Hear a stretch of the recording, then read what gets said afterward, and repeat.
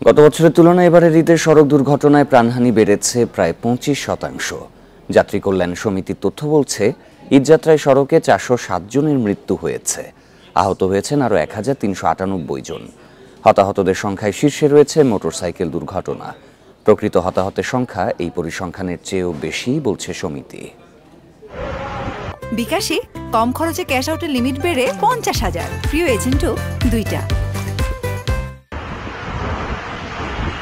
ঈদযাত্রায় সড়ক মহাসড়কে এমন দুর্ঘটনা প্রতি বছরই, তবে এবারের ঈদে মৃত্যু অতীতের সব রেকর্ড ভেঙেছে। এবারের ঈদযাত্রায় সড়ক দুর্ঘটনার চিত্র তুলে ধরতে শনিবার ঢাকা রিপোর্টার্স ইউনিটিতে সংবাদ সম্মেলন করে বাংলাদেশ যাত্রী কল্যাণ সমিতি। দুর্ঘটনা প্রতিবেদন 2024 নিয়ে আপনাদের সম্মুখে হাজির হয়েছি। সমিতি বলছে, গেল বছর ঈদের 15 দিনে সড়কে 328 জনের মৃত্যু হলেও এবার তা বেড়ে দাঁড়িয়েছে 407 জনে।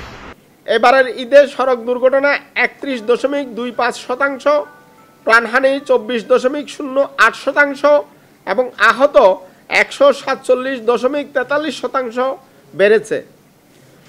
বরাবরের মতো এবারও দুর্ঘটনার সবার উপরে রয়েছে মোটরসাইকেল।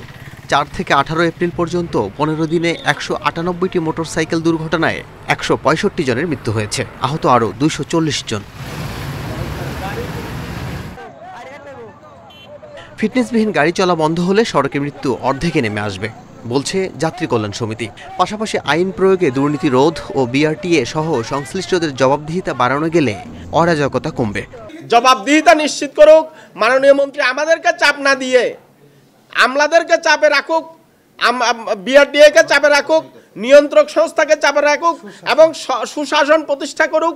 দেশের ধারাবাহিক উন্নয়নে সড়ক মহাসড়কের আধুনিকায়ন হওয়ায় যানবাহনের গতি বেড়েছে বলছে যাত্রী কল্যাণ সমিতি। আইন প্রয়োগের মাধ্যমে যান ও চালকদের নিয়ন্ত্রণে গুরুত্ব দিয়েছেন নেতারা। আল আমিন হক অহন, ইন্ডিপেন্ডেন্ট নিউজ, ঢাকা।